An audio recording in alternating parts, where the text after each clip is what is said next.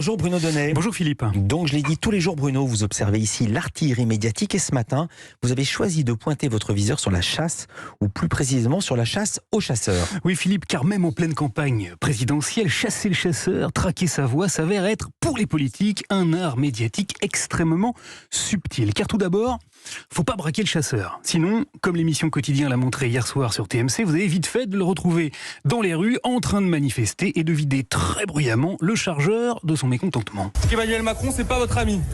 Ça l'a été, mais ça l'est plus. Car oui, Philippe, le chasseur a pleinement conscience d'être également un gros gibier électoral. Or, à 7 mois de l'élection présidentielle, il ne se gêne pas pour attirer micros et caméras afin de faire pression sur les politiques. Macron, c'est le girouette. Ouais. Que ça soit autant pour le Covid que pour la chasse, il sait pas où c'est qu'il en est. Et si tout ce week-end, les télévisions se sont fait l'écho des rassemblements de chasseurs, c'est parce que leur poids électoral est absolument colossal. Ils sont un peu plus de 3 millions à pratiquer la discipline en France, et à la présidentielle de 2002, le parti Chasse, Pêche, Nature et Tradition avait même remporté 4,2% des suffrages, enregistrant, excusez du peu, plus d'1 200 000 voix. Du coup, quand le chasseur dit « Il y en a marre, c'est toujours la même chose. Les anti-chasses, on en a ras-le-bol. » Le politique l'écoute et tente surtout de creuser ce merveilleux sillon électoral, parce que comme vous le savez parfaitement bien Philippe, depuis le bon, la brute et le truand, le monde se divise en deux catégories. Ceux qui ont un pistolet chargé et ceux qui creusent. Et s'il en est un qui a bien creusé ce week-end, c'est Xavier Bertrand. Profitant de la forêt de micros qui était présent dans les manifs, il est sorti du bois car il avait préparé dans sa gibecière un élément de langage aux petits oignons.